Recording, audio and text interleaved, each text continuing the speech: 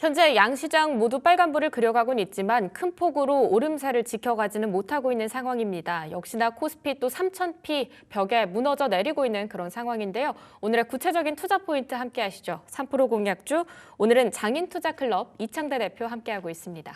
대표님 안녕하세요. 네, 반갑습니다. 대표님 오늘 머리 시원하게 올려주셨는데 시장은 좀 시원하게 올라가지 못하고 있는 것 같아요.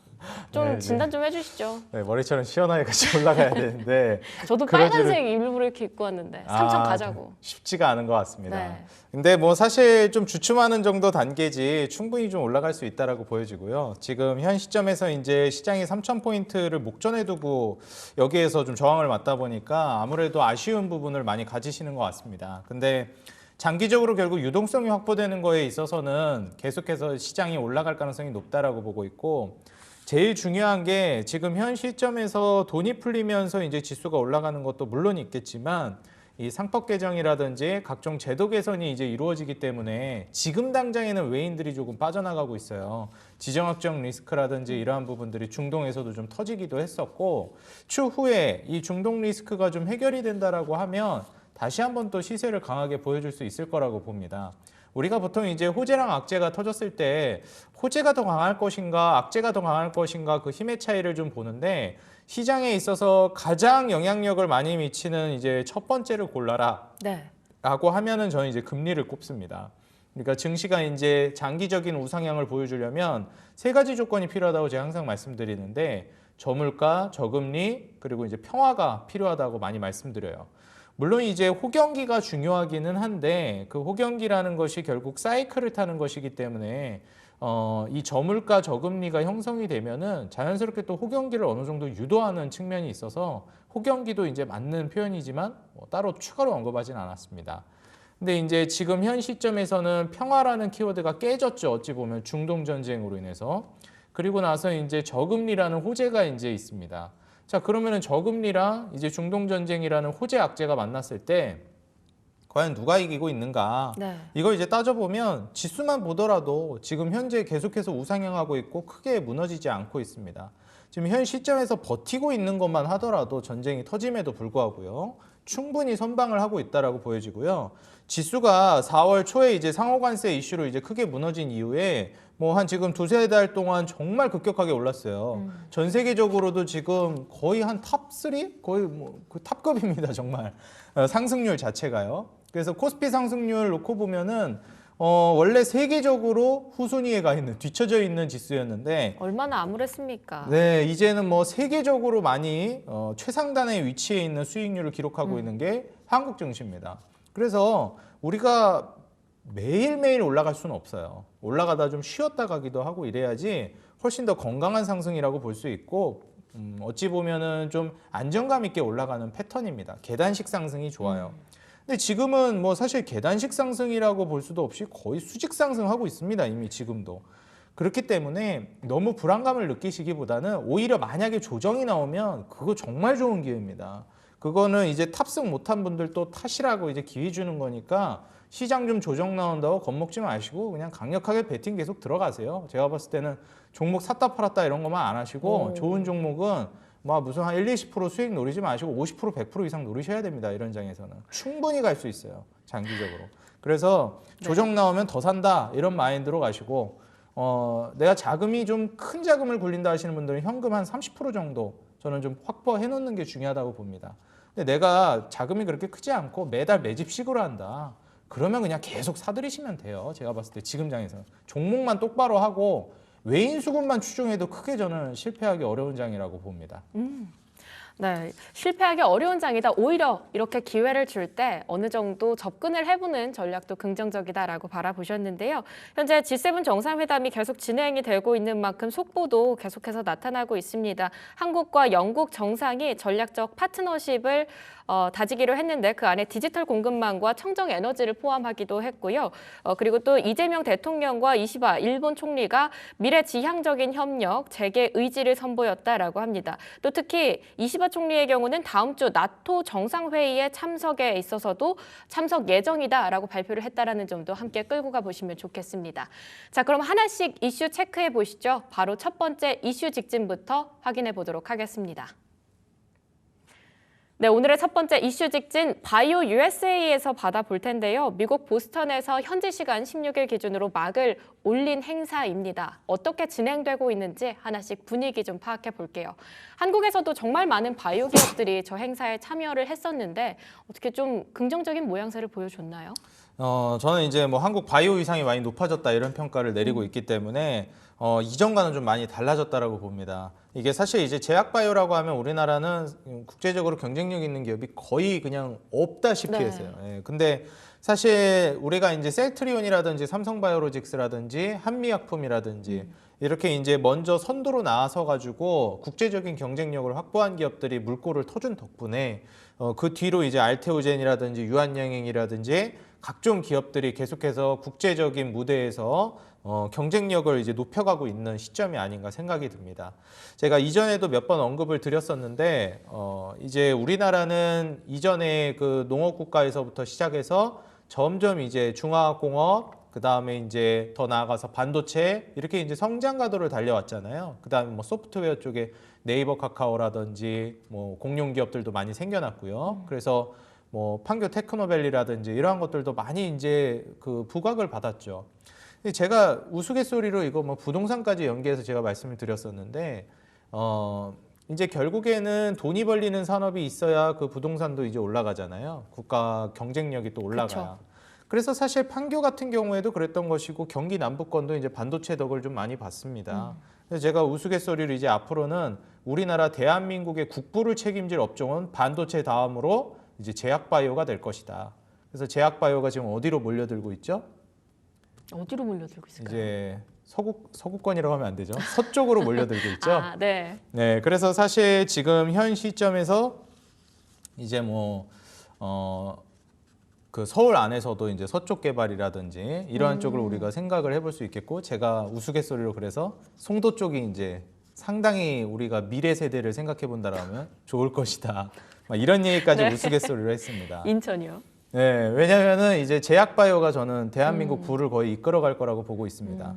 그만큼이나 이제 제약바이오 위상이 높아지고 그간 이제 우리나라 국부를 이끌어왔던 그 반도체 기업들 있죠. 삼성전자나 삼성이나 SK 이러한 기업들이 지금 제약바이오 쪽으로 눈을 돌리고 있다라는 거예요. 물론 지금 로봇 쪽으로도 많이 돌리고 있는데 이 제약바이오의 메리트라고 하면은 결국에는 마진율에 있습니다. 제가 항상 이제 마진율이 높은 구조로 가는 게 중요하다고 말씀드리는데 국가가 이제 발전하고 선진국으로 나아가게 되면 결국에는 이제 마진율 높은 산업으로 넘어가게 돼요.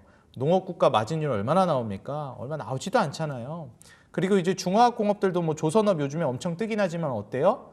마진율이 한 자릿수 돼요. 잘 나와야 두 자릿수 10% 초반 겨우 나오고. 그리고 이제 더 나아가다 보면은 이제 뭐 반도체 이런 쪽 지금 SK하이닉스 되게 잘 나가는데 정말 잘 나와야 막 30% 40% 이건 진짜 어마무시하게 잘 나오는 겁니다.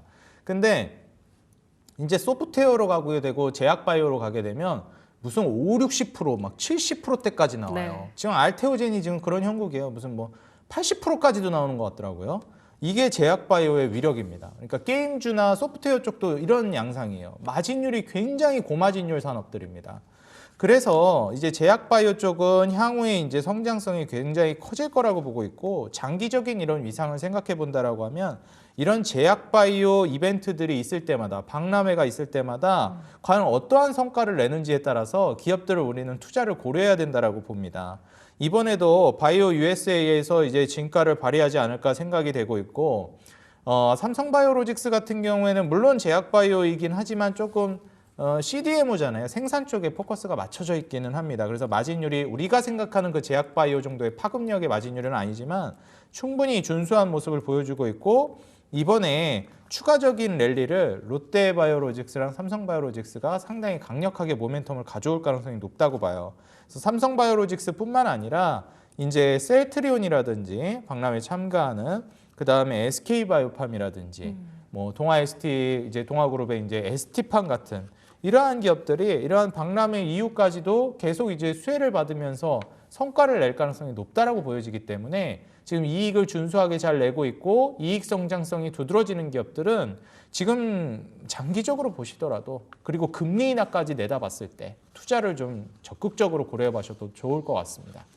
네, 이 관련 종목으로는 삼성바이오로직스와 셀트리온, SK바이오팜이나 ST팜까지 함께 눈여겨보자 이렇게 이야기를 해주셨고요. 앞으로 또 바이오 기업들이 새로운 한국의 성장 동력이 될 수 있을 것 같다라고 전망을 해주셨습니다. 자, 바로 두 번째 이슈 직진도 함께 확인해 보시죠. 두 번째 이슈 직진은 건설 쪽 그리고 이야기 들어보도록 하겠습니다. HD 현대 인프라코어가 이름을 올리고 있는데요. 어느덧 주가는 12,000원대 위로 올라탄 HD 현대 인프라코어입니다. 어떤 모멘텀 저희가 체크를 해볼 수 있을지 건설 쪽에 대한 이야기들도 함께 받아볼게요.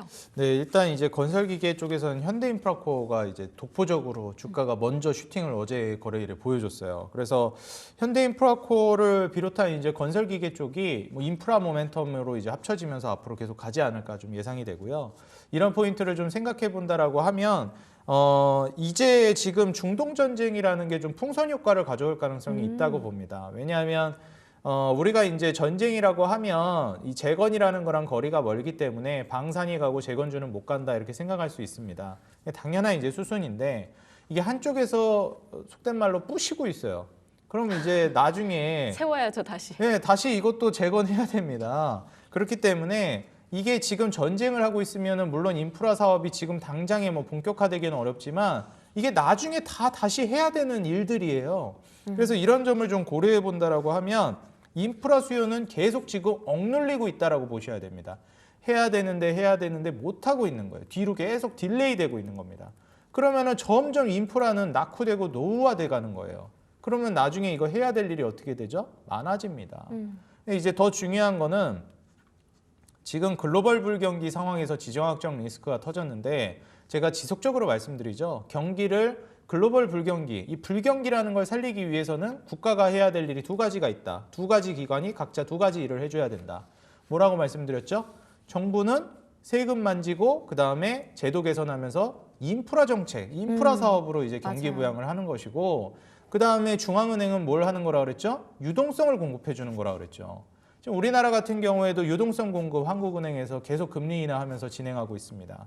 정부 차원에서도 이제 인프라 사업에 우리는 포커스를 맞춰서 봐야 돼요. 지금 먼저 하고 있는 건 뭐라고 있죠? 이재명 대통령이 세금이랑 그다음에 그 제도 개선을 먼저 하고 있죠. 그래서 거래소도 막 방문하면서 제가 그 얘기하는 거 인터뷰도 봤는데 막 형처럼 생각하고 편하게 얘기해라 막 이러면서 거래소 이제 방문해가지고 제도 개선을 이제 하려고 하고 있고 뭐 원 스트라이크 아웃 제도라든지 각종 이제 경기 부양책들 특히나 증시 부양책들을 쏟아내려고 하고 있습니다. 자, 그 이후에는 이제 인프라 정책들도 충분히 나올 거예요. 지금 현재 인프라 정책을 본격적으로 못하는 거는 미국도 마찬가지지만 글로벌 수요가 한번 불어줘야 됩니다. 뭐 우리나라의 인프라 정책이라고 하면 제가 봤을 때는 뭐 세종 쪽 정부청사 이전이라든지 이런 쪽이 이제 큰 인프라 사업이 되지 않을까 생각을 하고 있고 글로벌적으로 본다라고 하면 재건도 있겠지만 이제 미국발 수요가 중요해질 거라고 봅니다. 이게 비단 우리나라만의 문제가 아니라 전 세계적인 문제이기 때문에 전 세계적으로 인프라 수요가 올라온다라는 걸 생각하셔야 돼요. 자꾸 여기에 대해서 이게 핀트를 잘못 잡으시는 분들이 뭐 러우 전쟁 같은 경우에도 그거 뭐 우리가 가가지고 우리나라 기업들이 수혜해 볼 거 별로 없는데요. 뭐 이렇게 이제 딴지를 거십니다. 네. 근데 자꾸 러우 전쟁에 꽂혀 계시면 안 돼요. 전 세계적으로 수요가 늘어난다는 걸 생각하셔야 됩니다. 왜? 경기 부양책의 일환이에요. 인프라 정책 자체가. 그렇기 때문에 항상 불경기 극복할 때 저금리를 만들고 저금리 세팅한 이후에는 저리로 돈을 땡겨가지고 인프라 사업을 국가 단위로 이제 해버립니다. 그 경기 부양이 아주 톡톡한 효과를 보거든요. 이런 구조를 이해하면 무슨 러우 전쟁, 중동 전쟁에 꽂힐 필요가 없어요. 지구상 전 세계적으로 인프라 수요가 늘어난다는 겁니다. 그럼 지금 현재 현대인프라코어도 우리나라 득될 것도 없는데 러우 전쟁에서 수혜 볼 것도 별로 없는데 왜 갑니까? 혹시 모르니까. 네, 지금 동남아 건설 장비 수요가 어마무시하게 올라가고 있어요. 특히 지금 인도 같은 경우에도 이제 중국을 대체할 생산 기지로서 평가받고 있거든요. 그러다 보니까 현대인프라코어 지금 중국에서 사업장이 엄청나게 커지고 있습니다. 원래 지금 건설기계 쪽이 사업이 잘 안 되고 있는데 지금 인프라코어가 인도 수혜로 엄청나게 버티고 있는 거예요. 글로벌 수요 이제 나오면 더 커지겠죠. 동남아 건설 장비도 이제 금융 공략을 하면서 지금 앞서서도 기사로 말씀드렸지만 IM 금융이랑 손을 잡았어요. 그러니까 금융 프로모션을 같이 결부시켜가지고 판매가 진행이 된다라고 보시면 되겠습니다. 자, 그렇게 된다라고 하면 이제 추후에 장기적인 모멘텀을 보면 현대인프라코어의 지금 최근 상승은 사실상 초입이라고 볼 수 있겠고 그냥 물꼬를 튼 정도라고 보고요. 앞으로 이제 대세 랠리를 보여줄 날이 많이 남아 있다 이렇게 봅니다. 네, 여러 가지 이야기를 해주셨는데 지금 동남아 쪽으로 건설기계 장비를 꾸준하게 늘려가고 있는 부분, 실제로 그만큼의 주문도 들어오고 있다라는 얘기까지 함께 해주셨습니다. 자, 거기에 관련한 집중 분석 좀 해볼까 하는데요. HD 현대 인프라코어 이야기 해주셨잖아요. 추가적으로 같이 볼 만한 종목도 있을까요? 아무래도 이제 HD 현대인프라코어뿐만 아니라 그 짝꿍 종목이라고 할 수 있을 만한 HD 현대건설기계. 건설기계. 네, 이런 종목들이 이제 좀 수혜를 받을 가능성이 높다라고 보고 있고요. 그리고 이제 우리나라는 득볼 거 없다라고 하지만 득보는 기업이 있습니다. 미국발 인프라의 수혜를 직접적으로 받는 기업이 있는데 그게 이제 두산바켓이에요. 아, 작년 그래서- 하반기에 정말 힘들었는데. 그렇죠. 뭐 사실 이제 두산그룹 자체가 그 지배구조 개편 이슈 때문에 네. 주주들이 많이 불안해했어요. 그래서 그때 당시에 두산 로보틱스라든지 아니면 이제 두산 밥캣이라든지 이러한 기업들, 두산 맞아요. 에너빌리티도 그렇고 세 기업이 다 어려웠습니다. 근데 이 세 기업이 다 업계 일장 먹는 기업들이거든요. 근데 이제 이렇게 세 기업이 다 어려웠다라는 게 참 좀 아이러니하기도 했습니다. 근데 지금 두산 에너빌리티는 어마무시하게 올라가고 날아가죠. 있습니다. 예, 두산바켓 저는 뭐 에너빌리티 후발주자 충분히 가능하다고 보거든요. 그래서 이러한 부분까지 한번 좀 포인트로 잡아보시면 좋지 않을까 생각됩니다. 네, 두산밥켓과 또 HD 현대 인프라코어의 짝꿍 HD 현대 건설기계까지 두 번째 이슈와 묶어서 함께 보시면 좋을 것 같습니다. 오늘의 3프로 공략주 받아보도록 할 텐데요. 우선 HK 이노엔부터 챙겨볼게요. HK 이노엔, 앞으로 어떻게 전망하실까요? 뭐 사실 지금 시장에서 제약바이오나 뭐 로봇이 그렇게 두각을 드러내고 있는 시장은 맞아요. 아니에요. 예, 근데 이게 사실상 지금 뭐라고 해야 될까요? 폭등장? 진짜 광기의 장으로 가고 있는 단계가 아니라서 저는 그렇게 보고 있고요. 과매수가 아니다. 예, 근데 이제 보통 금리가 제가 이제 현금 30% 정도 남겨두라고 이제 말씀드렸던 포인트도 있는데 이게 한번 투자자들이 광기에 사로잡히면서 엄청나게 돈이 이제 물밀듯이 들어올 때쯤에 한번 크게 이제 무너뜨리는 작용을 하기도 합니다. 뭐 창조적 파괴다 제가 이렇게 표현하기도 하는데 이런 식의 이제 조정이 나오게 되면은 다들 놀래서 나가 떨어져요. 그러면 이제 아 진짜 주식 이거 어렵다 하면은 그 시점부터 어떻게 된다? 갑자기 또 괜찮아져요. 어마무시한 폭등 나옵니다. 말도 안 되는 폭등 나왔죠. 내가 광기 내리면 수준의. 폭등, 내가 타면 급락. 예, 그래서 제가 이제 미리 말씀드리겠습니다. 조정이 급락이 나올지 안 나올지는 뭐 일기예보 같은 거니까 나올 가능성이 꽤 있어요. 근데 미리 말씀드리지만 거기서 던지시면 안 됩니다. 네. 예, 꽉 잡고 가셔야 돼요. 오히려 더 사셔야 됩니다. 그럴 때. 2019년 말에 시장 다 돌아섰다 하면서 막 물밀듯이 돈 들어오기 시작했었어요. 2020년 초에 무슨 일 있었죠? 너무 코로나 팬데믹으로 힘들었어요. 완전히 그냥 네. 무너졌었죠. 그때 팔면 안 됐던 거예요. 더 샀었어야 됩니다. 최소한 쥐고라도 갔었어야 돼요. 근데 현금은 결국 정해져 있잖아요. HK 이노엔 같이 결국은 내가 이 종목을 꽉 붙들 만한 확신이 있어야 그걸 그렇죠. 버틸 수 있는 것 같아요. 그렇죠. 뭐 사실 이제 HK이노엔 같은 경우에는 제일 이제 중요한 포인트가 제약바이오 기업인데 미국 진출에 성공했다라는 거. 이제 미국 임상 3상 이제 결과 발표하면서 K캡 이제 수혜를 우리가 기대해 볼 수 있는 시점이고 K캡의 미국 시장 점유율 확대가 된다라고 하면 이게 결국에는 제약바이오 기업들은 미국 진출에 따라서도 굉장히 많이 갈리거든요. 근데 지금 미국 진출했는데 못 가고 있는 기업 굉장히 많습니다. 네. SK바이오팜도 지금 완전 뭐 바닥에서 기고 있어요.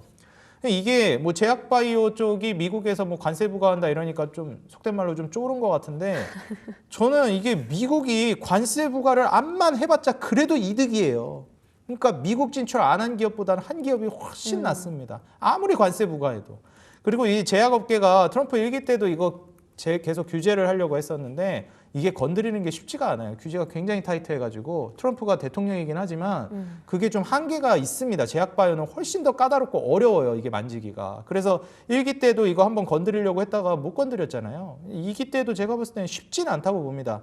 뭐 한다 해도 이게 좀 벽에 좀 부딪힐 가능성이 있다고 봐요. 무슨 임상 4상까지 만들겠다 이런 얘기도 하던데 그게 그렇게 말처럼 쉽지는 않다. 네. 저는 좀 이렇게 말씀을 드리고요.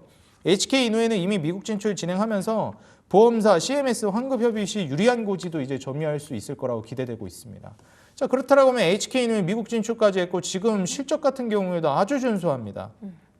매출, 영업이익, 순이익 모조리 증가하고 있고 여기에 따라서 마진율, 영업이익률과 순이익률도 같이 이제 증가할 걸로 전망되고 있죠.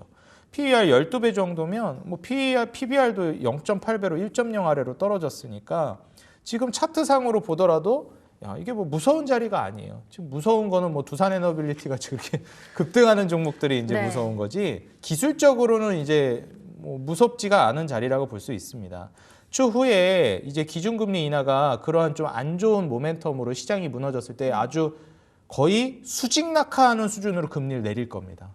거의 제로 금리 가까이까지 내릴 가능성도 있어요. 그러면 이제 그때부터는 제약바이오 로봇이 이제 거의 시장을 쓸어 담을 겁니다, 진짜. 그래서 지금 HK 이노에는 5만 원 가격이 이제 중요한 매물대예요. 계속 저항받고 있잖아요.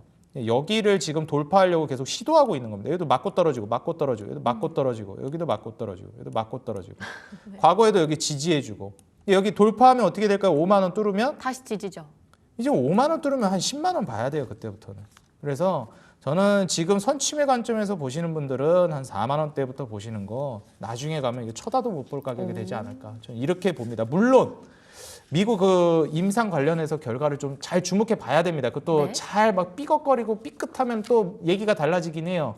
근데 특히 거기에 기민하게 움직이죠, 바이오. 그렇죠. 그래서 이제 그 포인트만 근데 잘못되기 어렵습니다. 지금 단계에서는. 예, 잘못되기 어려운데 또 혹시 모르니까. 긴장은 네, 놓치지 네. 말자. 그거만 조금 이제 체크해보고 무난하게 원래 이제 순리대로 잘 이제 임상 통과되고 판매 확장 잘 되면은 뭐 무난하게 5만 원 뚫고 뭐 7, 8만 원, 10만 원 근사치까지 저는 가지 않을까. 그래서 목표가는 일단 1차적으로 5만 원 그리고 손절가는 3만 원 제시하도록 하겠습니다. 네, HK 이노엔 바이오 쪽에서 목표가 5만 원까지 열어볼 수 있다고 받아봤습니다. 자, 바로 두 번째 3% 공략주는 두산밥켓입니다. 앞서서 살짝 언급을 또 해주시기도 하셨죠. 관련 종목으로 챙겨보자. 건설 관련해서 움직임, 모멘텀 있는 종목이라고 이야기를 해주셨는데 두산밥켓이 두산에너빌리티와 함께 또 어찌 보면 최근에는 긍정적이잖아요. 네. 또 슈팅이 강하게 나와서 어떻게 접근을 해야 될지가 궁금해요. 매매가나 뭐 목표가, 손절가 어떻게 보실까요? 일단 뭐 이번에 두산그룹이 두산에너빌리티로 일단 한 방 먼저 치고 나왔습니다. 그 다음은 이제 두산바켓이나 뭐 두산로보틱스나 이런 쪽이 되지 않을까 싶은데 밥켓이 저는 좀 더 안정감 있다고 봐요. 왜냐하면 혁신 업종은 아니니까. 혁신 업종이 이제 매력적으로 크게 튀긴 하는데 리스크는 좀 더 있잖아요. 그리고 이제 우리나라가 이제 수혜볼 건 없다. 두산밥켓은 이제 미국발 수혜받는 기업입니다. 실제로 우리나라보다도 미국에서 더 잘 나갑니다. 이 밥켓이라는 브랜드 주주들 사이에서 무슨 얘기까지 있었냐면 두산밥켓에서 앞에 두산 빼라 이런 얘기도 있었어요. 너무 알짜 기업이라. 이게 밥켓이라는 브랜드 인지도가 너무 세니까 네. 그냥 밥켓으로 가면 안 되냐 이런 얘기까지도 있었던 그런 기업입니다. 북미 시장에서는 뭐 굉장히 이미 브랜드 인지도 자체가 탄탄한 기업이고요. 제일 중요한 게 경쟁사 대비해서 미국발 관세 우려에서도 좀 자유롭습니다. 안전해요. 왜 그러냐면 생산 대부분 미국에서 합니다. 그러니까 관세 부과해봤자 타격 1도 없다. 뭐 1도 없다는 좀 과장됐지만 거의 없다. 이렇게 좀 볼 수 있겠고요. 미국 컴팩트 장비에 있어서도 선도업체이기 때문에 네. 지금 트럼프 답답할 거예요. 빨리 인프라 사업 해가지고 경기 사이클 돌려놓고 금리 인하 해야 되는데 자꾸 저 중동에서 또 전쟁하고 있고 러우 전쟁 겨우 화해시키려 했더니 또 싸우고 앉아있고 그러니까 인프라 사업을 시작을 못 하잖아요. 제가 말씀드렸죠? 풍선 효과가 나올 겁니다. 지금부터 이제 건드리셔야 된다 보고요.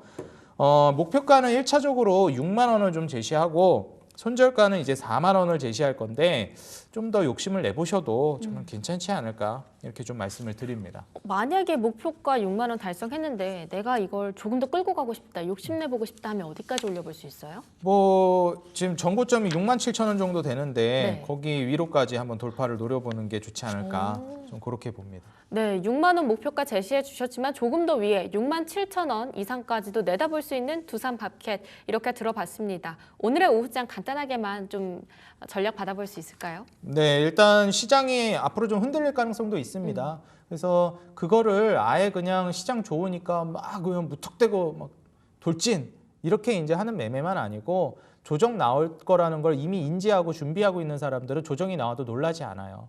그러니까 조정 나올 때 꾸준하게 그냥 사세요. 걱정하지 말고. 근데 기업을 똑바로 골라야죠. 그 워렌 버핏도 얘기했잖아요. 그러니까 제대로 된 기업을 가지고 오래 가야지 이상한 기업 가지고 테마주 가지고 오래 못 갑니다. 네. 그러니까 제가 이런 소개해드리는 좋은 기업들을 기반으로 좀 장기적으로 투자를 해나가신다면 한국 시장 장기적으로 좋지 않다 이런 얘기도 저는 이제 제도 개선이 이루어지고 있기 때문에 충분히 가능성이 있다고 봅니다. 이제 MSCI 선진국 지수 편입도 우리가 기대하고 있는 포인트잖아요. 지금 신흥국 시장에 분류되고 있는데 그러면은 이제 패시브 자금들이 어마무시하게 들어올 겁니다. 한국 시장으로 한 75조 원 정도 들어올 거다 이렇게 예측하고 있던데 그러한 이제 막대한 자금들이 들어올 거라는 거. 그리고 지금 금리 인하가 공격적으로 진행되고 있죠. 이제 화폐 가치가 어마무시하게 떨어질 거예요. 그러면은 주식 시장이 좋아져서 올라가는 것도 있지만 상대적으로 화폐 가치가 떨어져서 올라가는 것도 있습니다. 금리가 싸니까 싼 값에 돈을 땡겨와서 투자도 공격적으로 하고 그리고 기업들도 투자 본격적으로 하겠죠. 투자자들의 돈도 주식시장으로 굉장히 많이 올 겁니다. 투자가 주식밖에 없냐? 대통령이 지금 나서서 주식으로 가라고 딱 방향을 지금 틀어줬잖아요. 네. 그럼 뭐 어디를 쳐다보십니까? 이렇게 말씀드리겠습니다. 네, 오늘 오후장에 있어서는 종목 선정을 잘 해보자 이렇게 이야기를 해주셨는데요. 그 김에 네이버 한 번만 봐주세요. 오늘 네. 네이버가 또 신고가를 돌파를 해서 현재 24만 원대까지 목전에 두고 있는 상황인데 JP모건에서 목표가를 상향 조정했다라는 이야기가 나왔었죠. 기존 25만 원에서 27만 원까지 올렸는데 오늘 좀 외국인 수급도 궁금하고요. 오늘의 네이버 움직임은 어떻게 해석해야 할지도 이야기 듣고 싶은데요. 이게 그 이전 사이클에서 움직였던 거를 좀 생각해 보는 게 중요해요. 그러니까 코로나 팬데믹 때 한번 유동성이 크게 왔을 때 이제 네. 네이버, 카카오 그런 랠리가 있었잖아요. 이제 우리나라 같은 경우에는 거의 상징적인 기업들이 몇 가지 있습니다. 주식으로 놓고 봤을 때 그렇다는 거예요. SK하이닉스, 삼성전자, 네이버, 카카오, 뭐 현대차그룹 요 정도가 아주 상징적인 기업들이에요. 그리고 패시브 자금 들어와도 그냥 뭐라고 해야 될까요? 그냥 기계적으로 담는 종목들입니다. 이런 종목들은. 그래서 사실 이제 한국 증시가 올라간다라는 걸 믿는다면 화폐 가치가 하락한다라는 거를 금리 인하로 인해서 화폐 가치 하락한다는 걸 믿는다면 이런 네이버, 카카오, SK하이닉스, 삼성전자, 뭐 현대차 이런 기업들은 그냥 기계적으로 들어오는 돈들에 의해서 기계적으로 올라가게 될 겁니다.